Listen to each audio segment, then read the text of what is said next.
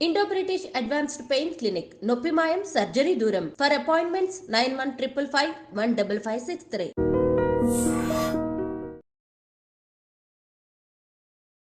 అందరికీ నమస్కారం. నేను Swaroopa Potlapalli. Welcome to I dream. Transgenders పెళ్లిళ్ల మీద ఇప్పుడు ఒక పెద్ద చర్చ జరుగుతుంది. నంద్యాలలో తమ కొడుకు ఒక హిజ్రాతో క్లోజ్ రిలేషన్లో ఉంటున్నాడు, ఆమెను ఇష్టపడుతున్నాడు అనే దాంతో పరువు పోయిందనే బాధతో ఓ తల్లిదండ్రులు ఆత్మహత్య చేసుకున్నారు. ఈ మధ్య కాలంలో ఒక ట్రాన్స్ విమెన్, ఒక ట్రాన్స్ మ్యాన్ పెళ్లి చేసుకున్నారు. ఇంకొక వైపు చూస్తే ఇంటర్వ్యూలు ఇస్తూ ఎంతో మందికి ఇన్స్పిరేషన్గా ఉన్న అంకితా రాజ్ జంట కూడా విడిపోయింది. అసలు ట్రాన్స్జెండర్స్ పెళ్లి చేసుకోవచ్చా? ఒకవేళ చేసుకుంటే ఎవరిని చేసుకోవాలి? వారికి ఉండాల్సిన అర్హతలేంటి? ఇలా దీని మీద కూడా ఇప్పుడు పెద్ద డిస్కషన్ నడుస్తోంది. ప్రస్తుతం నాతో పాటు ట్రాన్స్జెండర్స్ రైట్స్ యాక్టివిస్ట్ రచన ముద్రబోయిన ఉన్నారు. ఆవిడతో మాట్లాడదాం. నమస్తే రచన. Happy new year. చూసాం కదా, నంద్యాలలో ఒక అబ్బాయి తమ కొడుకు ముఖ్యంగా హిజ్రాని ప్రేమించాడు అని చెప్పి ఇంకొంతమంది హిజ్రాలు వెళ్ళి కూడా వాళ్ళ ఇంటి మీద కొంత గొడవ చేశారంట. దాంతో భరించలేక ఓ తల్లిదండ్రులు ఆత్మహత్య చేసుకున్నారు. ఇప్పటికే హిజ్రాలు ట్రాన్స్జెండర్స్ మీద చాలా నెగిటివిటీ ఉంది. ఇలాంటివి ఇంకాస్త పెంచుతున్నాయి కదా, అసలు ఎందుకు జరిగిందంటారు ఈ ఇన్సిడెంట్? అంటే ఫ్యాక్ట్స్లోకి వెళ్తే అంటే ఇది చాలా బాధాకరమైన విషయం. ఫస్ట్ ఆఫ్ ఆల్ ఆ అబ్బాయి ఎవరైతే ఉన్నారో వాళ్ళ తల్లిదండ్రులు ఇలా చేసుకోవటం అనేది ఇది చాలా దిగ్భ్రాంతిని గురి చేసింది మమ్మల్ని ఒకటిను, ప్లస్ చాలా శోకంలోకి నెట్టివేసింది కూడా. ఎందుకంటే దిగ్భ్రాంతి ఎందుకనంటే ఇప్పుడు దాకా మేము ఓన్లీ ట్రాన్స్ మహిళలు ఎవరైతే ఉన్నారు, ట్రాన్స్జెండర్ వ్యక్తులు, వాళ్ళు సూసైడ్స్ చేసుకోవటం కంటిన్యూస్గా చూస్తూ వచ్చాము. కోవిడ్ తర్వాత కూడా. బట్ ఇప్పుడు ఆ తర్వాత కొంతమంది పార్ట్నర్స్, అంటే ట్రాన్స్ మహిళల యొక్క పార్ట్నర్స్ సూసైడ్స్ చేసుకోవడం చూసాం. ఇప్పుడు తల్లిదండ్రులు కూడా సూసైడ్స్ చేసుకుంటున్నారు అని అంటే అదొక ఆశ్చర్యకరమైన విషయం. ఏంటంటే ఎందుకు అసలు ఇలా జరుగుతుంది కమ్యూనిటీలో, మా కమ్యూనిటీకి సంబంధించి. అది కాక ఇప్పుడు రెండోది తీవ్ర మనస్తాపం పెట్టే విషయం ఏంటంటే తల్లిదండ్రులు పోగొట్టుకోవడం. అంటే ఈ అబ్బాయి పాపం ఇప్పుడు అంటే ఒక అనాథలాగా అయిపోయారు. ఇలా తల్లిదండ్రులు లేకపోవటం అనేది మేము అంటే అనాదిగా మా ట్రాన్స్ మహిళలు ఎవరైతే ఉన్నారో అది అనాదిగా చవి చూస్తూనే ఉన్నారు కదా. మమ్మల్ని ఇళ్ళ నుంచి వెళ్ళగొట్టినప్పుడు ఆ తల్లిదండ్రుల ప్రేమ అదేవి దొరకక, అక్క తమ్ముళ్ళు అన్న చెల్లలేక రోడ్డు మీదకి వచ్చి అదేంటో ఆ వెలితి ఏంటో మాకు తెలుసు, ఆ బాధ ఏంటో మాకు తెలుసు. అలాంటి పరిస్థితులు ఇప్పుడు ఈ అబ్బాయి ఉన్నందుకు చాలా బాధపడుతున్నాం. రెండోది ఏంటంటే ఫ్యాక్ట్స్లోకి వెళితే ఈ కేసులో ఈ అబ్బాయి ఇష్టపడ్డాడు, బీటెక్ చదవలేక డిస్కంటిన్యూ చేశాడు, ఆటో నడుపుతున్నాడు. ఈ అమ్మాయి పరిచయం అయింది, ఈ అమ్మాయితోటి రిలేషన్షిప్స్లో ఉండాలనుకున్నాడు. ఆ తర్వాత తల్లిదండ్రులకి ఇష్టం లేదు, తల్లిదండ్రులు చిన్న వ్యాపారం చేసుకుంటున్నారు, టెంకాయల వ్యాపారం. ఆ అబ్బాయిని 2 నెలల వరకు ఒక హౌస్ అరెస్ట్ చేసినట్టు ఆ అబ్బాయి పోలీస్ స్టేషన్కి ఫోన్ చేసి చెప్పినట్టు తెలుస్తుంది వివరాల్లోకి వెళతాయి. అయితే ఆ తర్వాత ఆ పోలీసుల జోక్యంతో బయటకు వచ్చి పెద్దలందరూ కూర్చొని పరిష్కరించుకునే విధానంలో ఒక విషయం తెలిసింది ఏంటంటే 30,000 ఏదైతే ఉందో ఈ ట్రాన్స్ మహిళ ఆయనకి ఇచ్చినట్టు తెలిసింది. దానికి సంబంధించి వాళ్ళ ఇంటికి వెళ్ళటము, ఆ ట్రాన్స్ మహిళల హిజ్రా గ్రూప్ ఏదైతే ఉందో దాని గురించి అడగటము, వాళ్ళు ఇవ్వటము, ఇదంతా జరిగింది. ఈ ప్రాసెస్లోనే మళ్ళీ పిల్లాడు బయటకు వచ్చాక మళ్ళీ ఇంకొకసారి ఇంటికి వెళ్తే తల్లిదండ్రులు బెదిరించడం జరిగింది. ఏంటినంటే ఈ పెళ్ళి కుదరదు, ఈ పెళ్ళి చేసుకోకూడదు, ఆ మహిళని వదిలిపెట్టి ట్రాన్స్ మహిళని మా దగ్గరికి వచ్చాయి అన్నప్పుడు కుదరదంటే కుదరదు, నేను ఆమెనే పెళ్లి చేసుకుంటాను, ఆమెనే వివాహం చేసుకుని ఆమెతోనే ఉంటాను అని చెప్పి మళ్ళీ బయటకు వస్తే ఆ తల్లిదండ్రులు బెదిరించడం జరిగింది. అలా కనుక చేసినట్టయితే నువ్వు మమ్మల్ని కోల్పోతామని.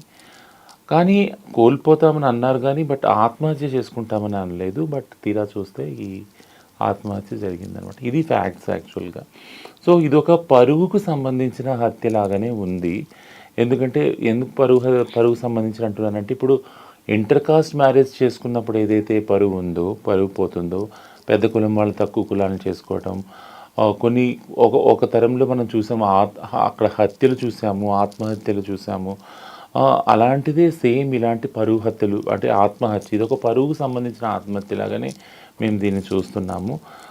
అంటే వాళ్ళ మీద ఏం చెడ్డ పేరు వస్తుందో, వాళ్ళ కులానికి కానీ వంశానికి కానీ వాళ్ళ ఫ్యామిలీకి కానీ, అందుకని వాళ్ళు ఆత్మహత్య చేసుకున్నారని మాకు తెలుస్తూ ఉంది కారణం.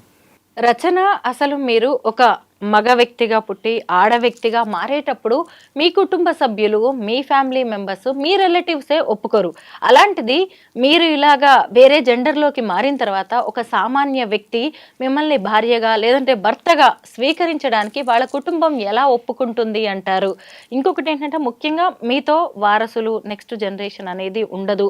ముఖ్యంగా మిగతా వాళ్ళ నుంచి కూడా కొంత అవమానాలు లాంటివి ఎదుర్కోవాల్సి వస్తుందని భయపడుతూ ఉంటారు కదా. మరి మీరు ఎందుకు ఇలాగా ముందుకు వెళ్ళడానికి ధైర్యం చూపిస్తూ ఉంటారు పెళ్లిళ్ళ విషయంలో? మీరు ధైర్యంగా ప్రశ్నించండి, నేనేమనుకోను. మీరు ప్రశ్నించడానికి కూడా ముందు కొంచెం మీరు బాధపడతారేమో. ఇవన్నీ ఎవరివైనా, మీవైనా మావైనా మనసులే ఫీలింగ్స్ అందరికీ ఉంటాయి కదా. Thank you. అంటే మనకున్న ఈ సంబంధంలో ఇంత సెన్సిటివిటీ మీరు తెచ్చుకున్నందుకు చాలా థ్యాంక్ యూ స్వరూప గారు. ఒకటి చెప్తాను ఏంటి అంటే, ఇవన్నీ మాటల్లో కూడా ఒక మాటని అసలు మీరు అంటే రాలేదు మన సంభాషణలో, అది ప్రేమ యాక్చువల్లీ. సో ప్రేమ అనేది ఇద్దరు వ్యక్తుల మధ్య జరిగే ఒక అనిర్వచనమైన ఒక స్పందన అన్నమాట. దానికి జెండర్తో కానీ, కులంతో కానీ, మతంతో కానీ, ప్రాంతంతో కానీ, దేనితో కూడా సంబంధం లేదు. అన్నిటికీ అతీతమైనది ప్రేమ. సో ఇద్దరు వ్యక్తులు వచ్చి కలుసుకున్నప్పుడు, కలిసి జీవించాలనుకున్నప్పుడు, నీకు నేను, నాకు నువ్వు ఉండాలనుకున్నప్పుడు, ఏది కూడా ఎలాంటి బ్యాక్గ్రౌండ్ కూడా వాళ్ళిద్దరి మధ్య రాదు, ఆపదు యాక్చువల్గా. ఇవన్నీ రిలేషన్స్ అలా జరిగినవే. ఇప్పుడు నేనైతే ఏదైతే చెప్పానో, కులాంతర వివాహాలు కానీ, మతాంతర వివాహాలు కానీ, జెండర్ని దాటి ఏదైతే వివాహాలు జరుగుతున్నాయో ట్రాన్స్ వ్యక్తులు, మీరు అంటున్నారు కదా, చిన్నప్పుడే తల్లిదండ్రులు పోగొట్టుకొని మళ్ళీ మనకి ఇంటికి వెళ్ళలే, మన పిల్లవర్లే అని ఏదో ఒకటి అలవాటు చేసుకొని బయటకు వచ్చి మా అంతటి మేము బతుకుతుంటే, ఏ ఉద్యోగాలు లేక, చదువులు లేక, అడుక్కొని ఒళ్ళమ్ముకొని బతుకునే అలాంటి పరిస్థితుల్లో, బట్ కానీ స్టిల్ అలా చేస్తున్నా కూడా ఆ ఆప్యాయత కోసము ఎన్నో డబ్బులు, మేము సంపాదించిన డబ్బులు, కూడబెట్టిన డబ్బులు ఇంటికి పంపించుకునే వాళ్ళు చాలామంది ఉన్నారు మా దాంట్లో. అక్క పెళ్ళి కోసం, చెల్లెల పెళ్ళి కోసం, అన్నదమ్ముల చదువుల కోసము, అమ్మ నాన్నల ఆరోగ్యం కోసము పంపిన పైసలన్నీ, కూడబెట్టిన పైసలన్నీ ఇచ్చేవాళ్ళు. నా జీవితం అయిపోయింది, నేను ట్రాన్స్ అయిపోయాను, రోడ్డు మీదకి వచ్చేసాను, ఇంకా నాకు ఏమైనా పర్వాలేదు, బట్ కానీ నా ఫ్యామిలీ గురించి నేను పాటుపడాలని ఎంతోమంది అహర్వతలు వాళ్ళు సంపాదించిన డబ్బులన్నీ వాళ్ళు ఇంటికి పంపుకుంటారు. అలాంటి ఒక అనిర్వచనమైన అంటే ఎక్స్ప్రెస్ చేయలేని ఒక రిలేషన్షిప్స్ని మెయింటైన్ చేస్తాం మేము ట్రాన్స్ మహిళలు ముఖ్యంగా. అలా ఆ ప్రాసెస్లో కొంతమంది ఎవరైతే వస్తున్నారో కలిసి జీవించాలని, మాకు ఈ బాధలలో వాళ్ళతో ఉండాలని లేదు, బట్ మా జీవితంలో ప్రేమే లేదని మేము డిసైడ్ అయిపోయాం యాక్చువల్గా. కానీ బట్ స్టిల్ వాళ్ళు వస్తున్నారు మా జీవితాల్లోకి. వచ్చి లేదు, వాళ్ళు కూడా ఏదో కోల్పోయిన వాళ్ళే, వాళ్ళు కూడా ప్రేమ దొరకని వాళ్ళే. అందరి జీవితాల్లో అంటే నేను ట్రాన్స్ వ్యక్తి వల్ల అవ్వటం వల్ల నాకు ప్రేమ దొరకలేదని నేను చెప్పను, బట్ చాలామంది మగవాళ్ళకి, ఆడవాళ్ళకి, యంగ్ ఉన్న వాళ్ళకి, ముసలి వాళ్ళకి ఎవరికి కూడా ప్రేమ దొరకట్లేదు చాలామందికి. సో ఈ ప్రాసెస్లో ఎవరికైతే ప్రేమ దొరకలేదో వాళ్ళతో తారసపడటం, ప్రేమించుకోవటం, కలిసి జీవించడం, పెళ్లి చేసుకోవటం అనేది జరుగుతూ ఉంది. మాకు చాలామంది రెసిస్ట్ చేసుకుంటాం, ఎందుకంటే సంప్రదాయంలో ఏదైతే హిజ్రా సంస్కృతి నేను చెప్తా ఉన్నానో అందులో నియమాలు ఎలా ఉందంటే, ఒకవేళ నువ్వు కానీ ప్రేమించి పెళ్లి చేసుకుంటే దానికి సంబంధించిన పూర్తి బాధ్యత నువ్వే వహించాలి. అంటే తల్లిదండ్రుల బాధ్యత లేదు ఒకవేళ మేము రిలేషన్షిప్లో పెళ్లి చేసుకుంటే, అలానే హిజ్రా వ్యవస్థలో ఉన్న గురువుల బాధ్యత లేదు, మరి ఇంకా చట్టభద్రత లేదు. ఇవన్నీ లేకుండా కూడా ఒక రిస్క్ తీసుకొని, లేదు ఆ వ్యక్తి నాకు కావాలి, ఎందుకంటే ఆ వ్యక్తి నన్ను కోరుకుంటున్నాడు అనే ఏదైతే రిలేషన్షిప్ ఉందో, ఇంత రిస్క్ తీసుకొని ఎంటర్ అయ్యే రిలేషన్షిప్ ఇది. దాని పర్యవసానం ఏదైనా దాన్ని మేమే భరిస్తున్నాం. ఎస్, ప్రేమ అన్నారు కాబట్టి మళ్ళీ మనం అంకిత దగ్గరికి వెళ్ళాల్సిందే. ఎందుకంటే రాజ్ అనే నార్మల్ వ్యక్తి ఒక ట్రాన్స్జెండర్ అంకితను పెళ్లి చేసుకున్నాడు, ఎంతో మందికి ఆయన ఇన్స్పిరేషన్గా నిలిచాడు, ఇంటర్వ్యూల మీద ఇంటర్వ్యూలు ఇచ్చారు. తర్వాత ఏం జరిగిందో వీళ్ళిద్దరూ విడిపోయారు. ఇప్పుడు అంకిత కూడా నార్మల్ లైఫ్ లీడ్ చేస్తోంది. వేరే వాళ్ళ అభిప్రాయాలకు కూడా మనం గౌరవం ఇవ్వాలి అని వెళ్ళిపోయిన రాజుకు కూడా ఎంతో గౌరవం ఇస్తోంది. ఈ ఇన్సిడెంట్ గురించి మరి మనం ఇప్పుడు ఏం మాట్లాడుకోవాలి? ఎందుకంటే చాలా మంది ఇలా మీ జీవితాల్లోకి వస్తున్నారు, వెళ్ళిపోతున్నారు. ఎందుకు ఇలా జరుగుతోంది? నేను చెప్పాను కదా, అంటే నిన్న రీసెంట్గా ఒక ట్రాన్స్ మహిళ, ఆమె యూఎస్లో ఉంటుంది, నా ఫ్రెండ్, డాక్టర్ చదివింది. నేను ఆమె మొత్తం లైఫ్ సైకిల్ గమనిస్తున్నాను. నేను ఆమెను అడిగాను, మరి నువ్వు ఇంత బాగా ప్రగతి సాధించావు, డాక్టర్ అయ్యావు, పిహెచ్డి చేసావు, ఇప్పుడు యూఎస్లో పనిచేస్తున్నావు, మరి నీవేమన్నా ఎవరినైనా ప్రేమించావా, పెళ్లి చేసుకున్నావు అంటే విత్ ఇన్ 1 minute కూడా ఆలోచించకుండా పెళ్ళికి సంబంధించిన హక్కులు మనకు లేవు కదా, నువ్వేమనుకుంటున్నావు వస్తాయేనా, అవి రావు కదా రచన, దాని గురించి ఎందుకు నువ్వు అడుగుతున్నావు నన్ను. ఒక్కసారి నేను సైలెంట్ అయిపోయాను. అంటే ఎంత ఫాస్ట్ ఫార్వర్డ్గా ఆమె ఆలోచించగలిగింది అని అంటే మీరు ఒకవేళ ట్రాన్స్, లెస్బియన్, గే, బైసెక్షువల్, ఇంటర్సెక్స్ ఇలా అవ్వటం వల్ల మీరు పెళ్లి చేసుకున్నా కానీ ఇప్పుడు ఈ తరంలో ఇప్పుడు మాత్రం ఈ పెళ్ళికి భద్రత లేదు, చట్టభద్రత లేదు, ఆ హక్కులు మీకు రావు. రిలేషన్షిప్స్లో ఉన్నా దానికి భద్రత లేదు, ఆ హక్కులు రావని ఆమె డిసైడ్ అయిపోయింది యాక్చువల్గా.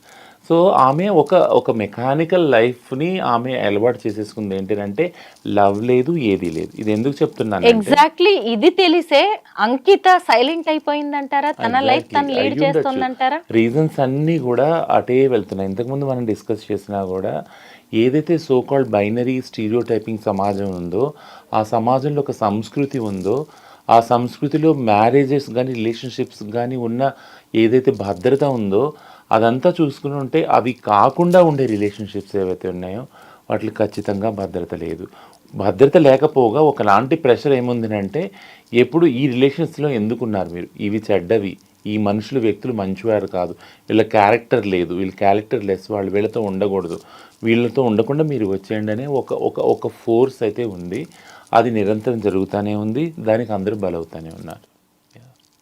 అయితే ఇప్పుడు ట్రాన్స్ విమెన్, ట్రాన్స్ మ్యాన్ పెళ్లి చేసుకున్నారు రీసెంట్ గా. వాళ్ళు మీకు బాగా తెలిసిన వాళ్ళే, విమల్. అయితే అతను ఫస్ట్ అమ్మాయిగా పుట్టాడు, తర్వాత అబ్బాయి అయ్యాడు. ఆమె ఏమో అబ్బాయిగా పుట్టి అమ్మాయి అయింది. వాళ్ళిద్దరూ పెళ్లి చేసుకున్నారు. రచన ఎలా జరుగుతూ ఉంటాయి ఇలాంటివి? విమల్ విషయంలో ఏం జరిగిందో మీరు చెప్పండి. సో ఏ సెక్స్లో పుట్టినా ట్రాన్స్ వ్యక్తులు కాబట్టి ట్రాన్సిషన్ అయ్యే హక్కు వాళ్ళకు ఉంది, ఆ ఫ్రీడమ్ కూడా ఉంది. అది సుప్రీంకోర్టే చెప్పింది. సో ఆ చట్టాలన్నీ అనుకూలంగా ఉన్నాయి కాబట్టి, జెండర్ అనేది వాళ్ళ సొంత రైట్ కాబట్టి, రాజ్యాంగ హక్కు ఉంది కాబట్టి వాళ్ళు ట్రాన్సిషన్ అయ్యి అలా అయ్యారు. ఆ తర్వాత ఒకానొక టైంలో వాళ్ళిద్దరి మధ్య స్పందన కలిగి, లవ్ కలిగి రిలేషన్షిప్స్లో ఉన్నారు. రిలేషన్షిప్స్లో ఉన్నాక తర్వాత ఎంతో కాలం తర్వాత వాళ్ళు డిసైడ్ చేసుకుంది అంటే మనం పెళ్లి చేసుకోవాలని. అలా అయినదే మంచి ముహూర్తం చూసుకొని హిందూ సంప్రదాయ ప్రకారంగా వాళ్ళు పెళ్లి చేసుకున్నారు. బట్ థింగ్ ఏంటంటే ఇందులో రెండు విషయాలు, అంటే సంప్రదాయం ఎలవ్ చేస్తుందా, ఆ ప్రకారంగా చేసుకుంటా అంటే మనకి కొన్ని కేసెస్ ఏమున్నాయంటే హిందూ వధువులాగా ఒకవేళ ట్రాన్స్ మహిళ పెళ్లి చేసుకుంటే కనుక ఖచ్చితంగా ఆ పెళ్లికి చట్టభద్రత ఉండాలని ఒక తమిళనాడు హైకోర్టు జడ్జిమెంట్ ఒకటి ఉంది. సో ఈ పెళ్ళికి అలాంటి చట్టభద్రత వస్తుందని అనుకుందాం, ఓకేనా. ఇంకొకటి ఏంటంటే ఇది కాకుండా, చట్టపరంగా కాకుండా రిలేషన్షిప్ పరంగా మనం ఆలోచించినట్లయితే నేను మీకు ఇంతకుముందు కూడా చెప్పాను, ట్రాన్స్ మహిళలు, ట్రాన్స్ పురుషులు పెళ్లి చేసుకోవచ్చు. ట్రాన్స్ పురుషులు ఎవరైతే ఉన్నారో వాళ్ళు సిస్ మహిళల్ని పెళ్లి చేసుకోవచ్చు, అలాంటివి కూడా చాలా ఉన్నాయి. అలాగే ట్రాన్స్ మహిళలు మామూలు పురుషులు ఎవరైతే ఉన్నారో సిస్ పురుషులు వాళ్ళని కూడా పెళ్లి చేసుకోవచ్చు. పురుషులు అంటే సిస్ అంటే ఎవరైతే ట్రాన్స్ కారు వాళ్ళని మామూలు పురుషులు, యాక్చువల్ హెట్రోసెక్షువల్ పురుషులు అనమాట. వాళ్ళని పెళ్లి చేసుకునే మహిళలు, ట్రాన్స్ మహిళలు చాలామంది ఉన్నారు. సో ఈ రిలేషన్షిప్స్లో ఏమైనా కలగచ్చు. బట్ దీని అన్నిటికీ మూలం ఏమైందంటే ఇద్దరు వ్యక్తుల మధ్య కలిగే ఆ స్పందన, లవ్ ఏదైతే ఉందో అదే అట్రాక్షను ముఖ్య కారణమై ఉంది. అలాగే అఖిలేష్, కిరణ్ రాజ్ అనే వాళ్ళ పెళ్లి గురించి కూడా మీరు చెప్పాలి, నాకు పెద్దగా ఐడియా లేదు దీని గురించి. వీళ్ళు కూడా యాక్చువల్గా ట్రాన్స్ పురుషులే, బట్ సిస్ మహిళలతోటి, అంటే మామూలు మహిళలు ఎవరైతే ఉన్నారో వాళ్ళతోటి ప్రేమతోటి రిలేషన్షిప్లో పెళ్లి చేసుకున్న వాళ్ళిద్దరు కూడా. అంటే ఎలాగా? వీళ్ళిద్దరు వేరు వ్యక్తుల్ని పెళ్లి చేసుకున్నారంటున్నారు. వేరు వ్యక్తుల్ని, వేరు మహిళల్ని పెళ్లి చేసుకున్నారు యాక్చువల్గా. ఓకే, వాళ్ళు ట్రాన్స్ పురుషులు, అలాగే మహిళల్ని పెళ్లి చేసుకున్నారు. అలాగా. ఇప్పుడు విమల్ స్టోరీకి వస్తే వాళ్ళిద్దరు ఎలాగో ట్రాన్స్ విమన్, ట్రాన్స్ మ్యాన్ కాబట్టి నెక్స్ట్ జనరేషన్ సొసైటీ ఏదో మనల్ని చూసి ఏదో అనుకుంటది, లేదంటే షేమ్ ఫీల్ అవ్వాలి అనే ఫీలింగ్స్ ఉండకపోవచ్చు. అవును, వీళ్ళు ఇద్దరు లాంగ్ రన్ లో కలిసి నడవచ్చు. ఒకటి ఏంటంటే పెళ్ళి పిల్లల కోసమే, పునరుత్పత్తి కోసమే అనే ఒక ఏదైతే ఆలోచన ఉందో సమాజంలో, దాన్ని ముఖ్యంగా ఛాలెంజ్ చేసేది LGBTQI సమూహాలు మాత్రమే. అది కాక అంటే మామూలు ఆడవాళ్ళు మగవాళ్ళు ఉండలేదా అంటే ఖచ్చితంగా ఉన్నారు కదా. సరోగసీ చట్టం ఏదైతే ఉందో, అడాప్షన్కి సంబంధించిన చట్టాల్లో మార్పులు ఏవైతే ఉన్నాయో ఇవన్నీ ఆ బ్యాక్గ్రౌండ్తో వచ్చినవే కదా. సో సమాజంలో పెళ్ళి చేసుకునేది ఏదైతే తంతుందో కేవలం పిల్లలు కనడానికి కోసం అనే దాన్ని ఒక అభిప్రాయాన్ని ఎన్నో రకాలుగా ఎన్నో జంటలు దాన్ని అంటే దాన్ని డిస్ప్రూవ్ చేస్తున్నాయి, యాక్చువల్గా డిస్క్వాలిఫై కూడా చేస్తూ ఉన్నాయి. పెళ్ళి అనేది ఇద్దరు వ్యక్తుల మధ్య జరిగే ఏదైతే లవ్ ఉందో, ప్రతిస్పందన ఉందో, ఒకరికొకరు జీవించాలి అనుకునే ఏదైతే రిలేషన్షిప్ ఉందో దాని బేస్ మీద ఉండాలి. పెళ్ళి తర్వాత జరిగే ఏదైతే పిల్లలది ఉందో అది ఒక ఆప్షనల్ మాత్రం. ఇప్పుడు చాలామంది సెలబ్రిటీసే మనం సరగసి తీసుకొని పిల్లల్ని కానీ ఇది చూస్తున్నాం కదా మన కళ్ళ ముందే. సో పిల్లలకి అనేది ఒక ఆప్షనల్గానే ఉంది ఇప్పుడు కూడా. పైగా మీ కమ్యూనిటీలో కూడా ఒక రిలేషన్స్ ఉంటాయి కదా. మా కమ్యూనిటీలో ముఖ్యంగా అదే నేను చెప్తాను. మా కమ్యూనిటీలో ట్రాన్స్ కూతుళ్ళు, ట్రాన్స్ కొడుకులు, మనవరాళ్ళు, మనవళ్ళు ఇలా కూడా రిలేషన్స్ ఉన్నాయి. అక్క చెల్లెళ్ళు, వదిన మరదళ్ళు ఇవన్నీ కూడా ఉన్నాయి. కాబట్టి మేము ఎప్పుడైతే మా సొంత కుటుంబాలతోటి ఎక్కడైతే పుట్టామో అందులోంచి బయటకు వచ్చేసాక మాకుగా మేము ఏర్పరచుకునే ఈ కుటుంబ వ్యవస్థ ఏదైతుందో ట్రాన్స్ కుటుంబ వ్యవస్థ అది మాకు ఒక సపోర్టింగ్ సిస్టమ్ యాక్చువల్గా. ఇప్పుడు ఎలాగో మనం ట్రాన్స్ మ్యారేజ్ గురించి మాట్లాడుకుంటున్నాం కదా, ఇప్పుడు మీ లవ్ స్టోరీ చెప్పండి. అసలు సిగ్గుపడతారు మీరైతే. నా లవ్ స్టోరీ అసలు నేను ఎక్కువగా ఎక్కడ ఎక్స్ప్రెస్ చేయను, ఎందుకంటే నా భర్త ఎవరైతే ఉన్నారో వారి అంటే లైఫ్కి అంటే చాలా కొన్ని థ్రెట్స్ ఉన్నాయి, అందుకని దాన్ని చేయను. బట్ ఇంతకుముందు చెప్పినట్టే నేను ఆయనతో అయితే ఆయన నన్ను అప్రోచ్ అయ్యారు, ఐ లవ్ యూ అని ఆయనే చెప్పాక నేను అంటే కొన్ని రోజులు ఆలోచించాను అసలు. అంటే ఎందుకంటే నాకు కమ్యూనిటీ పని చాలా ప్రయారిటీ నా లైఫ్లో. కమ్యూనిటీకి సంబంధించిన కొన్ని విజన్స్ ఉన్నాయి, నాకు కళలు ఉన్నాయి. వాటి కోసం ప్రతిరోజు అంటే నాకు హాలిడేస్ లేవు, ఏమీ లేవు, కొన్ని వర్కింగ్ అవర్స్ లేవు, ఏం లేవు, చాలా అన్డిసిప్లిన్గా అందులో డిసిప్లిన్గా వర్క్ చేస్తాను అనమాట. సో ఈ ధోరణి ఉన్న వాళ్ళతోటి ఒక రిలేషన్షిప్లో ఎంటర్ అవటమే కష్టం యాక్చువల్గా, ఎందుకంటే నేను టైం ఇవ్వలేను ఒక వ్యక్తికి నా లైఫ్లో. అలాంటి దానిలో హడావుడిలో హఠాత్తుగా ఆయన వచ్చి మాటల్లో ఆయన చెప్తే ఐ లవ్ యూ అంటే, ఓ అవునా ఐ లవ్ యూ నా సరే ఓకే లేనని. ఆ తర్వాత నాకు అనిపించింది టైం ప్రతి రిలేషన్షిప్లో టైం ఇవ్వాల్సి వస్తుంది. టైం ఇచ్చినప్పుడల్లా నేను అనిపించింది ఏంటి అంటే నాకు ఇక్కడ టైం తీసుకొచ్చి ఈయనకి ఇవ్వాల్సి వస్తుంది, హౌ సీరియస్ దిస్ పర్సన్ ఇది అన్నప్పుడు నేను అడిగాను పెళ్లి చేసుకుందామంటే నువ్వు టైం చెప్పు, డేట్ చెప్పు అన్నాడు. ఓ అవునా అంత సీరియస్ అను, ఓకే సరే అనేసి లవర్స్ డే వ్యాలంటైన్స్ డే రోజు మా మ్యారేజ్ అయింది. 15 yearsగా మీ ఇద్దరు రిలేషన్లోనే ఉన్నారు, ఎప్పుడు ఏ ఇబ్బందులు రాలేదా? మీ ఇద్దరి మధ్య ఏ గొడవలు కూడా లేవా? అసలు గొడవలు లేని రిలేషన్షిప్ ఇది. గొడవలు ప్రతిసారి ఉంటాయి, ప్రతి రిలేషన్షిప్లో ఉంటాయి. అండ్ గొడవలు వచ్చేవి, గొడవల వల్లనే రిలేషన్షిప్ ఇంకా ఎక్కువ బాగా అండర్స్టాండింగ్ మొదలవుతుంది, ఇంకా స్ట్రాంగ్ అవుతుంది అది యాక్చువల్గా. ఎందుకంటే గొడవలు ఎప్పుడు వస్తాయి యాక్చువల్గా, హెచ్చు తగ్గులు అన్న విషయంలోనే వస్తాయి కదా. నేను హెచ్చు, నువ్వు తగ్గు, నువ్వు నన్ను ఇలా చేసావు, నువ్వు అలా చేసావు, ఇలా అన్నావు, అలా అన్నావు అని. ఆ హెచ్చు తగ్గులు ఎక్కడో అక్కడికి వెళ్ళి ఒక చోట ఇద్దరు రిజాల్వ్ చేసుకుంటారు కదా, ఒక డెసిషన్కి వస్తారు, ఒక అండర్స్టాండింగ్కి వస్తారు. అప్పుడు ఈక్వాలిటీ అనేది వస్తుంది ఆ రిలేషన్షిప్లో. సో అది లేనప్పుడు, నమ్ముగా ఉన్నప్పుడు, అసలు గొడవలే లేనప్పుడు రిలేషన్షిప్లో మనం ఆలోచించాలి. అంటే ఆ రిలేషన్షిప్ అసలు ఏంటి, ఎంతవరకు ట్రస్ట్ వర్తి, అది ఉంటుందా, బాండింగ్ ఉందా అనేది ఆలోచించాలి. బాండింగ్ ఉన్నదానికి మెయిన్ ప్రూఫ్ ఏంటంటే గొడవలు.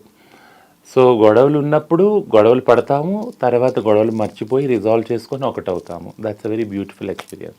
ఆయన పేరెంట్స్ నుంచి సపోర్ట్ ఎలా ఉంది? మీతో మాట్లాడుతూ ఉంటారా వాళ్ళ పేరెంట్స్? నాకు పేరెంట్స్ లేరు, ఆయనకి పేరెంట్స్ లేరు. ఓకే, అంటే పోనీ రిలేటివ్స్ కానీ వాళ్ళ మా ఇద్దరికి నా రిలేటివ్స్ నేను మాట్లాడతాను, ఆయన రిలేటివ్స్తో ఆయన మాట్లాడతాను. మీ కమ్యూనిటీ వాళ్ళతో ఆయన ఎలా ఉంటారు? చాలా ఫ్రెండ్లీగా ఉంటారు. ఎక్కడ చూసినా మా కమ్యూనిటీలో ఆయనకి రెస్పెక్ట్ ఉంది, అలాగే వాళ్ళ కమ్యూనిటీలో నాకు కూడా రెస్పెక్ట్ ఉంది. మీ ఇద్దరిది ఇంటర్ రిలీజియన్ లవ్ మ్యారేజ్. ఆయన ముస్లిం, మీరు హిందూ. మీరిద్దరు ఫెస్టివల్స్ కానీ లేదంటే మీ మతాచారాలని ఎలాగా ఫాలో అవుతూ ఉంటారు? ఎప్పుడు కూడా అంటే తను ఇది నా మతంలోకి మారు అని ఎప్పుడూ ఫోర్స్ చేయలేదు. బట్ నేను చాలా ఫేవరెటిజం వాళ్ళ మతానికి చూపిస్తాను, వాళ్ళ ఆచారాలకి చాలా ఇంపార్టెన్స్ ఇస్తాను. ఎందుకంటే రిలేషన్షిప్లో నేను చాలా ప్రివిలేజ్డ్ అని నాకు తెలుసు. మతం పరంగా కానీ, చదువు పరంగా కానీ, అన్ని పరంగా నేను ప్రివిలేజ్ అని తెలుసు. సో ఆ రిలేషన్షిప్లో ఆ ఇన్హిబిషన్ అంటే ఆ అభద్రతను ఆయన కల్పించకుండా ఐఎమ్ విత్ యూ అని ఎప్పుడు చూపించడానికి ట్రై చేస్తాను. సో ఆయన రిచువల్స్ అన్నీ ఆయనకి అంత సపోర్టివ్గా నేను ఉంటాను. యాక్చువల్గా ఆయన మతానికి సంబంధించి ఏ రోజు ఆయన ఫోర్స్ చేసి నువ్వు నన్ను అంటే ఈ బొట్టు తీసేసి ఇలా చేయని ఎప్పుడు ఆయన నన్ను ఫోర్స్ చేయలేదు, నేను ఆయన్ని ఫోర్స్ చేయలేదు ఇలా చేయొద్దు అని. సో మేము ఇద్దరం ఒకచోట కలిసి ప్రశాంతంగా ఉంటాం. అంటే మా ఇద్దరి రిలేషన్షిప్ తోటి సమాజానికి చాలా ప్రాబ్లం ఉండొచ్చు, దాంతో ఆయన ప్రెజర్ పెట్టిన ఇన్సిడెంట్స్ చాలా జరిగినాయి. బట్ నా జోలికైతే ఎవరు రాలేదు ఆ విషయంలో. సో మేమిద్దరము ఇన్ని సంవత్సరాల నుంచి ఎప్పుడు కూడా ఒకరినొకరు ప్రెషర్ పెట్టుకోకుండా ఆ విషయంలో ఒకరి మతాన్ని ఒకరు గౌరవించుకుంటా, ఒకళ్ళ అభిమతాల్ని ఒకళ్ళు అర్థం చేసుకుంటానే ఉన్నాము ఇలాగా. ట్రాన్స్ వాళ్ళ పెళ్ళిళ్ళు ప్రేమలు కొంతకాలమే, ఎక్కువ శాశ్వతంగా నిలబడట్లేదు. దానికి ఎగ్జాంపుల్గా ఈ నంద్యాల ఇన్సిడెంట్ని చెప్పుకోవచ్చు, అంకిత రాజ్ ఇన్సిడెంట్ని చెప్పుకోవచ్చు. కానీ మీరు ఇంత లాంగ్ రన్ రిలేషన్లో ఎలా ఉంటున్నారు మీ ఇద్దరు? ఎక్కడ మీ ఇద్దరికి అండర్స్టాండింగ్ కుదిరింది? అంటే ఇట్స్ నాట్ ఏ సింపుల్గా అంటే ఈజీగా అయ్యే జర్నీ కాదు అది. యాక్చువల్గా చాలా ప్రభావితం చేసిన ఫ్యాక్టర్స్ ఉన్నాయి బయట నుంచి మా రిలేషన్షిప్స్లో. వాటికి ఇద్దరం ప్రభావితం అయ్యాము, ఇద్దరం చాలా మదన పడ్డాము, ప్రెషర్ ఫీల్ అయ్యాము.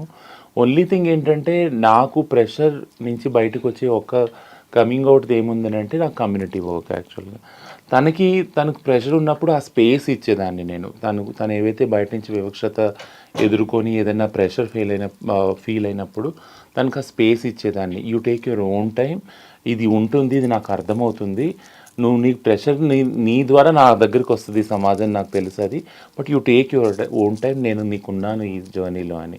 అండ్ ఏ డెసిషన్ కూడా తను తీసుకున్న దాన్ని ఎప్పుడు వ్యతిరేకించేదాన్ని కాదు. యాక్చువల్గా if you take this decision నేను గౌరవిస్తాను, అది ఏ డెసిషన్ అయినా కానీ. ఒకవేళ నాకు ఏమైనా అనుమానాలు ఉంటే అది క్లారిఫై చేసుకునేదాన్ని, ఇది ఎందుకు ఇలా అయింది, ఇది ఇలా ఎందుకు అయింది, అప్పుడు అక్కడ ఒక అండర్స్టాండింగ్ వచ్చేవాళ్ళు ఆ ఇష్యూకి సంబంధించి. So that's how every relationship has to go, like actually. Yeah. You are a transgender rights activist. ఎప్పుడు మీ రైట్స్ కోసం మీరు పోరాడుతూ ఉంటారు. అయితే అలాంటప్పుడు సమాజం విషయంలో కానీ మీ ఫ్యామిలీ విషయంలో మీ బాధ్యతలు ఏంటి అనుకుంటున్నారు? అంటే నాకు సంబంధించి నా ఫ్యామిలీ ఎక్కడైతే నేను పుట్టానో ఆ ఫ్యామిలీలో వాళ్ళ సంబంధాలు కూడా ముఖ్యమే. నేనెంత వాళ్ళకి ముఖ్యమో వాళ్ళ సంబంధాలు కూడా ముఖ్యం కాబట్టి దాని గురించి కూడా నేను ఎప్పుడూ ఆలోచిస్తూ ఉంటాను బ్యాక్గ్రౌండ్లో. దానికి వాళ్ళకి ఎంత సపోర్టివ్గా ఉండాలి అనేది నేను ఆలోచిస్తాను. అట్లాగే నాతో సంబంధం ఉన్న ఎవరైతే వ్యక్తి ఉన్నారో అది నా భర్త కావచ్చు, లేదా నా కూతుళ్ళు కావచ్చు, లేదా నా మనవాళ్ళు ఎవరైనా ఒక ఫ్యామిలీ కదా, తమ్ముళ్ళు కావచ్చు, అన్నలు కావచ్చు, వాళ్ళ ఫ్యామిలీస్ గురించి కూడా నేను యాక్చువల్గా ఆలోచిస్తాను. యాక్చువల్గా అంటే ఎలాంటి హెల్ప్ కావాలన్నా, హెల్ప్ ప్రతిసారి ఫైనాన్షియల్ హెల్ప్ అవి ఉండదు, మాట పరంగా కావచ్చు, లేదా కౌన్సిలింగ్ పరంగా కావచ్చు, లేదా ఒక సాలిడారిటీ పరంగా కావచ్చు, అదంతా కూడా ఎక్స్టెండ్ చేయడానికి నేనున్న స్థానం నుంచి నేను ట్రై చేస్తాను. సో రిలేషన్షిప్స్ అనేవి ఒకళ్ళొకళ్ళు అండర్స్టాండింగ్ చేసుకొని ఒకే వేవ్ లెంత్లో ప్రేమతో, ఆప్యాయతో, అనురాగంతో మెదలవలసిన విషయాలు. ఎందుకంటే that's all on your mental health కదా. So mental health has a direct impact on your social health also. 2024 మీ ట్రాన్స్ కమ్యూనిటీ విషయంలో ఎలా గడిచింది? ముఖ్యంగా మీరు నేర్చుకున్న పాఠాలేంటి?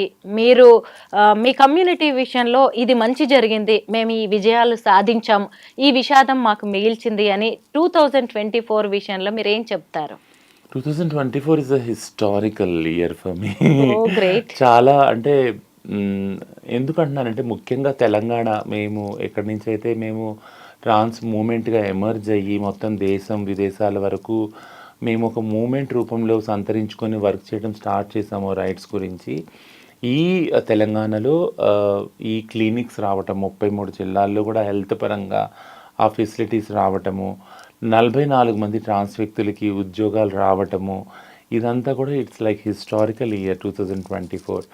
సో పాలసీ కూడా ఒకటి ఫామ్ అవుతుంది, అది అవ్వటము, ఇవన్నీ చూసుకుంటే అంటే వీఆర్ బియాండ్ లైక్ వేరే స్టేట్స్ని చూసుకున్నా కానీ, అంటే వేరే స్టేట్స్కి వచ్చినాయి రాలేదని నేను అంటలేదు, బట్ ఒక ఆర్గానికల్గా ఎమర్జ్ అయ్యి వచ్చింది. అంటే ఒక సగటు ట్రాన్స్ వ్యక్తి రోడ్డు మీద ఉన్నవారు ఎవరైతే ఉన్నారో అడుక్కోవడం కానీ సెక్స్ వర్క్ చేసే కానీ వాళ్ళ అవసరాన్ని బట్టి ఈ నీడ్ని బట్టి ఇవి వచ్చినాయి. యాక్చువల్గా ఈ పాలసీ కూడా ఆ విధంగా రూపొందుతుంది, విచ్ ఈస్ వెరీ ఐడియల్. మొత్తం దేశంలోనే అది ideal. So thanks for all the political leaders and euphoria who have actually extended their help and support for this. అది ఇక విషాదానికి వస్తే నేను ఒకటే, నన్ను ఇప్పుడు కూడా కలిసివేసేది ఏంటంటే, ఇప్పుడు ఈ ఇంటర్వ్యూకి వచ్చేటప్పుడు కూడా నేను మీకు చెప్పాను సూసైడ్ ఏదైతే అవుతున్నాయో, ఒక సూసైడ్ అయింది ఈరోజు కూడా. ఈ సూసైడ్స్ అన్నదానికి మనం ఇప్పుడు చేసుకునే చర్చ కూడా ఆ సూసైడ్స్ గురించే అనేదానికి ఒక సొల్యూషన్ వైపు వెళ్ళలేకపోతున్నాము. అది విషాదం. చాలామందిని కోల్పోయాం సూసైడ్స్కి. అది చాలా బాధాకరమైన విషయము. అండ్ హోప్ఫుల్లీ వచ్చే సంవత్సరంలో దీనికి సంబంధించి ఏదో ఒక పాలసీ లెవెల్ డెసిషన్ కానీ మార్పు కానీ తేగలుగుతాము. ఆ దిశగా అడుగులు వేస్తాము, ఆ దిశగా పని చేస్తామని నేను అనుకుంటున్నాను. ఇంకా అది కాక ఇంకా సాధించవలసింది చాలా ఉన్నది. గృహాలు కానీ, పెన్షన్స్ కానీ, లేదా రేషన్ కార్డ్స్ కానీ, సర్జరీస్, ఫ్రీ సర్జరీస్ కానీ. This a long journey. అదైతే చాలా పని చేయవలసి ఉంది, ప్లానింగ్ కూడా ఉంది. But 2024 is a historical, is a very loving year, and it's very memorable year. And also at the same time చాలామందిని కోల్పోయాము, విషాదం ఉంది. అండ్ ఒక హోప్ ఉంది 2025 బియాండ్కి ఇంకా బాగా పనిచేస్తామని. 2025కి న్యూ ఇయర్ రిజల్యూషన్ ఏంటి? మీ టార్గెట్ ఏమైనా ఉందా? ఫ్యూచర్ ప్లాన్స్ ఏమైనా వేసుకుంటున్నారా? ఈ ఏడాది ఖచ్చితంగా ఇలా ఉండాలి అని. నాతో అడుగుతున్నారు. మీది కావచ్చు, ట్రాన్స్ కమ్యూనిటీ కావచ్చు. సో ఒకటి ఏంటంటే బేబీ స్టెప్స్ ఇవి. ఏంటంటే 44 ఏదైతే ఉద్యోగాలు సాధించామో, 33 క్లినిక్స్ ఏదైతే సాధించామో, మీలాంటి వారి సాన్నిహిత్యంతో ఏదైతే వీడియోస్ చేస్తున్నామో, we want to go get in the society a good place and in the hearts of the people. మళ్ళీ చెప్తాను, అది ఏంటంటే ఈ ప్రయత్నాలు ఎంతో కష్టపడి ప్రయత్నించాక ఇవి వచ్చినాయి. ఈ 44 ఉద్యోగాలు కానీ, లేదా క్లినిక్స్ కానీ. ఇంకా కష్టపడి ప్రయత్నించి సమాజంలో ఏదైతే ద్వేషం ఉందో ట్రాన్స్జెండర్ కమ్యూనిటీ పట్ల, ఆ ద్వేషాన్ని మెల్లగా పక్క తొలగించి ఒక ప్రేమని కలిగించి, ఒక ఆప్యాయతని, మమతని, అనురాగాన్ని చిగుర్చించేలా చేయాలని ఇది పెద్ద ఆశ. ఇది అంటే అంతు చిక్కని ఆశ ఇది. బట్ ఇది సాధిస్తామని నేను అనుకుంటున్నాను. ఎందుకంటే ఇప్పుడు నేను మీతో చేసిన వీడియోస్లోనే చాలా మటుకు నేను వెళ్ళి రోజు మళ్ళీ రిపీట్గా చూసినప్పుడు నాకు అనిపించింది ప్రతి దానిలో ప్రేమ అనే పదాన్ని వాడామా లేదా అనేది. వెళ్ళిన ప్రతి చోట you won't believe. Thank you so much Swaroopa garu. వెళ్ళిన ప్రతి చోట కూడా నన్ను గుర్తుపట్టి సెల్ఫీలు తీసుకుంటుంటే నేను ఇంత ఫేమస్ ఒక్క రోజులో ఎలా అని అనిపించింది. అంత స్వరూప గారే ఎక్కువ మ్యాక్సిమం వీడియోస్ ఆమె చేశారు. Thank you so much. మొన్న you won't believe, Kadapa, Vontimitta అక్కడ ఇక్కడ వెళ్ళినప్పుడు కూడా నేను ప్రయాణించేటప్పుడు ఆపి రోడ్డు మధ్య రచన గారిని సెల్ఫీ తీసుకున్న ఇన్సిడెంట్స్ చాలా ఉంది. So that's the thing. నన్ను చూసి ఇంకా చాలా మంది వీడియోస్ చాలా పాజిటివ్ వేలో చేస్తూ ఉన్నారు ట్రాన్స్ వాళ్ళు, ఈవెన్ యూట్యూబ్ ఛానల్ వాళ్ళు. సో ఇట్లాంటి ఒక మంచి సహృద్భమైన సపోర్టివ్ ఎన్వైరన్మెంట్, ఒక మంచి స్థానం ప్రజల మనసులో నేను కోరుకునేది. దాని గురించి ప్రయత్నించాలని ఒక పెద్ద ప్లానింగ్. రియల్లీ ఇది నేను కూడా అబ్జర్వ్ చేశాను. అసలు సబ్స్క్రైబర్స్ అందరికీ, మన ఫాలోవర్స్కి నిజంగా థ్యాంక్స్ చెప్పాలి. అసలు రచనకి సంబంధించి ఏ వీడియో పెట్టినా ఒక్కసారి కూడా ఒక్క నెగిటివ్ కామెంట్ రాలేదు. రచన మనం ఎన్ని ఇన్సిడెంట్స్ మీద మనం చేశామో, అఘోరి మీద చేసాము, అంకిత మీద చేసాము, రియాజ్ గురించి మాట్లాడుకున్నాము, ఈ 44 ట్రాఫిక్ వాలంటీర్స్ గురించి మాట్లాడుకున్నాము. ఇప్పుడు కూడా ఏంటి హిజ్రాల వేధింపులను కూడా ఈరోజు మాట్లాడుకుంటున్నాం. అయినా కానీ ఎక్కడ మన వీడియోకి ఒక్క నెగిటివ్ కామెంట్ లేదు. మీ మాటలు వింటున్నారు. అలాగే మీ ట్రాన్స్ కమ్యూనిటీ కూడా మీ మాటలు వినాలి, పాటించాలి. ఇలాగా మీలాగా ఇంకొంతమంది మంచిగా రావాలి, బయటికి రావాలి అని నేనైతే కోరుకుంటున్నాను రచన. ఎందుకంటే మిమ్మల్ని కలవడానికి ముందు నాకు కూడా కొన్ని ఉండే అపోహలు లాంటివి. ఇది కాదు, మనం మాట్లాడాల్సింది చాలా ఉంది, నా రెస్పాన్సిబిలిటీ కూడా ఉందేమో ఇంకా మీలాంటి వాళ్ళని ముందుకు తీసుకెళ్ళడానికి అయితే నాకు కూడా అనిపించేది. ఈ 2024లో నిజంగా నేను చాలా మంచి ఇంటర్వ్యూస్ చేశాను, పొలిటికల్ లీడర్స్ ఇంటర్వ్యూస్ చేశాను, మినిస్టర్స్ ఇంటర్వ్యూస్, సక్సెస్ఫుల్ విమెన్ గురించి చేశాను, మెన్ గురించి చేశాను. పిల్లల గురించి చేశాను, అందులో అసలు మీ గురించి చేయడం నిజంగా నాకు కూడా హ్యాపీ థింగ్ అనిపిస్తుంది. అయితే రీసెంట్గా ట్రాఫిక్ వాలంటీర్స్గా ఒక 44 ట్రాన్స్జెండర్స్ ఉన్నారు కదా, వాళ్ళని తీసుకున్నారు. వాళ్ళ ఫీడ్బ్యాక్ ఏంటి? మీకు బాగా తెలిసిన వాళ్ళే ఉన్నారు అందులో. ఎస్, ఒక రెసిగ్నేషన్ అయితే అయ్యింది నిన్న. సో అది ఎందుకు అయింది అని టెక్నికల్గా చూస్తున్నాము. బట్ అదర్ దాన్ దట్ అందరు కూడా వెళ్తున్నారు రెగ్యులర్గా డ్యూటీ. మంచి ఫీడ్బ్యాకే వస్తుంది. బట్ వాళ్ళకి సంబంధించిన ఇతర అవసరాలు, ఫర్ ఎగ్జాంపుల్ కేరళలో ఎప్పుడైతే ఫస్ట్ పోస్టింగ్ 14 మందికి ఇచ్చారు, వసతి గురించి కొద్దిగా ప్రాబ్లం అయింది. అప్పుడు కేరళ గవర్నమెంట్ వాళ్ళకి వసతి గృహ కూడా సదుపాయాలు చేసిందనమాట. అట్లానే ఈ ఎవరైతే 44 మంది ఉన్నారో వీళ్ళందరికీ ఫస్ట్ ఎమర్జెన్సీ బేసిస్ మీద రేషన్ కార్డ్స్ కానీ, ఇళ్ళు కానీ, ఇవన్నీ కూడా అంటే హెల్త్ పాలసీకి సంబంధించినవి కానీ ఇవన్నీ ఇచ్చినట్టయితే they will be very happy and they will be feel secure. First of all ఒక నమ్మకం కలుగుతుంది ట్రాన్స్జెండర్ కమ్యూనిటీకి. ఏంటంటే మనం ఇలా ఈ ధోరణిలో వెళ్ళి ఉద్యోగాలు చేసుకుంటే, ఇలా చేసుకుంటే మనకి కూడా ఒక బ్రతుకు ఉంటుంది, ఒక లైఫ్ ఉంటుంది, సమాజంలో ఒక గుర్తింపు ఉంటుంది అనే ఒక నమ్మకం కలుగుతుంది. వీళ్ళని చూసి చాలామంది, యూ వోంట్ బిలీవ్, వీళ్ళని చూసాక చాలామంది వాళ్ళ ట్రాన్స్జెండర్ ఐడి కార్డులు చేసుకోవడము, వాళ్ళ ఎడ్యుకేషన్ బ్యాక్గ్రౌండ్స్ని వాళ్ళు వెళ్ళి క్వాలిఫికేషన్ పెంచుకోవాలని ఎగ్జామ్స్ రాయడానికి ఫీజులు కట్టడము, వాళ్ళ సర్టిఫికేట్స్లో నేమ్స్ మార్చుకోవడం అన్నీ జరుగుతున్నాయి. దిస్ ద వెరీ, అంటే ఈ మార్పు ఎవరు చూడని మార్పు యాక్చువల్గా. అండ్ మీ ఛానల్ ద్వారా నేను చెప్తున్నానంటే these are the changes which are very సైలెన్స్గా, ఒక సైలెన్స్లో జరుగుతున్నాయి. సో ముందు రోజులు చాలా ప్రగతిశీలంగా ఉంటాయి మా కమ్యూనిటీకి. ఏదైతే భిక్షాటన సెక్స్ వర్క్ ఓన్లీ ఉందో దాన్ని ఖచ్చితంగా రివర్స్ అవుతుందని నేనైతే అనుకుంటున్నాను. నేనైతే ఒక్కటే ఎక్స్పెక్ట్ చేస్తున్నాను రచన, ముఖ్యంగా ఏంటంటే సరే ఎవరి వ్యక్తిగతం వాళ్ళది, కానీ కొంత ఈ వేధింపులు, ఎక్స్టార్షన్ లాంటివి కానీ, బెదిరించడం, డబ్బులు లాక్కోవడం, ఇవి తగ్గాలని నేను కోరుకుంటున్నాను. దానివల్లే ఎక్కువగా ఎఫెక్ట్. నాకు కొంతమంది అయితే పర్సనల్గా మెసేజెస్ పెట్టారు కూడా, ఇలాగ ఇదొక్కటి మేము ఇబ్బంది పడుతున్నాం, వీలైతే మీరు వ్యక్తిగతంగా చెప్పండి అని. మీరు కూడా మీ ఎలాగో రైట్స్ కోసం మీరు పోరాడుతున్నారు కాబట్టి సొసైటీ కోసం మనం ఇలాంటివి ఏమన్నా రిక్వెస్ట్ చేసే ఛాన్స్ ఉందేమో. ఖచ్చితంగా. ఇప్పుడు మేము గవర్నమెంట్కి, తెలంగాణ గవర్నమెంట్కి సెల్ఫ్ రెగ్యులేటరీ బోర్డ్ని రిఫర్ చేస్తున్నాం.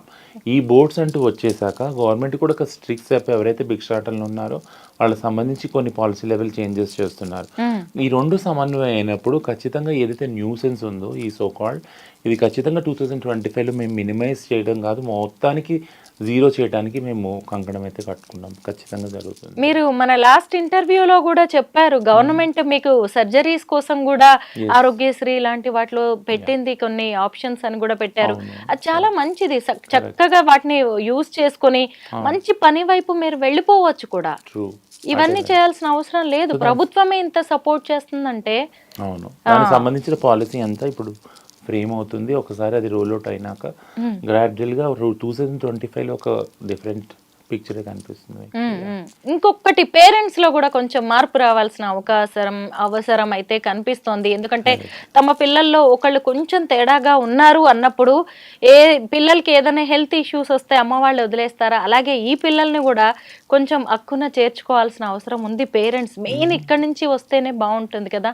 మీరు కౌన్సిలింగ్ ఇస్తూనే ఉంటారు కదా కొంతమంది తల్లిదండ్రులకి. అదైతే రొటీన్ పని, మీరు హెల్త్ కౌన్సిలర్, రొటీన్ గా పని. ఇప్పుడు నేనేం ఆలోచిస్తున్నా అంటే ఈ 33 క్లినిక్స్ ఏవైతే ఉన్నాయో ఇవి ఒక సర్వీస్ పాయింట్స్ మనకు 33 జిల్లాల్లో కూడా. కొద్ది కూడా మెయిల్గా పుట్టి ఫిమినైన్గా, ఫీమేల్గా పుట్టి మెయిల్గా, మ్యాస్కులిన్గా ఉన్న వాళ్ళని ఖచ్చితంగా వాళ్ళకి ఆ సెంటర్లో కౌన్సిలింగ్ కారగాలి. ఎందుకంటే అందరూ ఎవరైతే ట్రాన్స్జెండర్ ఐడెంటిటీగా వాళ్ళు ఐడెంటిఫై చేసుకుంటారో అందరికీ సర్జరీ అవసరం లేదు, అస్సలు అవసరం లేదు. సో అలా ఉన్న వాళ్ళ మీద ప్రెషర్ కూడా చాలా ఉంది. అంటే కుటుంబ పరంగా కూడా నువ్వు ఎందుకు మగపిల్లాడో కదా ఇట్లా ఎందుకు ఉందని. సో ఈ విధంగా ఇటు తల్లిదండ్రులకి కౌన్సిలింగ్ ముఖ్యం, ఆ పిల్లలకు కూడా కౌన్సిలింగ్ ముఖ్యం. సో నేను 33 క్లినిక్స్ని కూడా అదే దానిలో స్థాయిలో కృషి చేసి ఆ కౌన్సిలింగ్ సేవలను రూపొందించాలని ఒక ప్లానింగ్ చేస్తున్నాను. ఓకే, థ్యాంక్ యూ రచన. 2025 ఖచ్చితంగా అమేజింగ్ గా ఉంటుందని నేను కూడా ఎక్స్పెక్ట్ చేస్తున్నాను.